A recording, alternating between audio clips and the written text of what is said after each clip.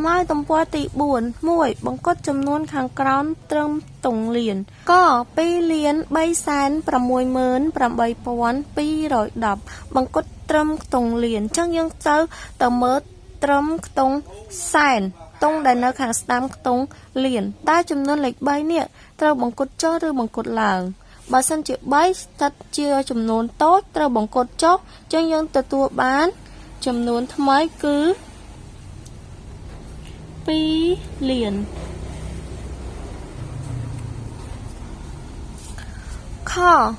6,871,955 បង្កត់ត្រឹមខ្ទង់លាន ត្រូវទៅមើលខ្ទង់ខាងស្ដាំខ្ទង់លានគឺខ្ទង់សែន តើ 8 ត្រូវបង្កត់ចុះឬបង្កត់ឡើង ត្រូវបង្កត់ឡើង ចឹងយើងទទួលបានចំនួនថ្មីមួយទៀតគឺ 7 លាន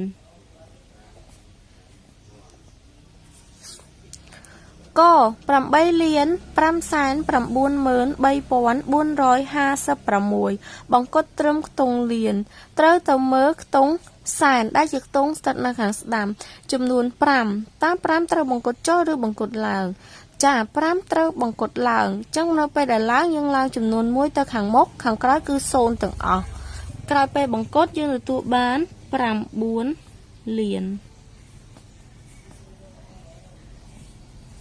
2. ប្រទេសកម្ពុជាមានប្រជាជន 13,395,682 នាក់ បង្កត់ត្រឹមខ្ទង់លាន ក្នុង 3 នេះស្ទើរនៅខ្ទង់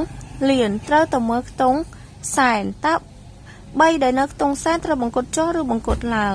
ចា គឺត្រូវបង្កត់ចុះ នោះយើងនឹងទទួលបាន 13 លាន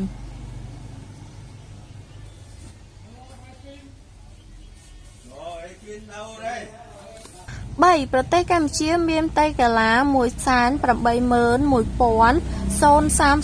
181,035 គីឡូម៉ែត្រការ៉េ បង្កត់ចំនួននោះត្រឹមខ្ទង់ម៉ឺន ចឹង 8 នេះស្ថិតនៅខ្ទង់ម៉ឺន តែយើងត្រូវមើលលេខដែលនៅខាងស្ដាំខ្ទង់ម៉ឺនគឺខ្ទង់ពាន់ ដែលមានលេខ 1 ចឹងបើជាលេខ 1 ត្រូវបង្កត់ចុះទៅ 0 ចឹង 0 ទាំងអស់ យើងទទួលបានចំនួនថ្មីគឺ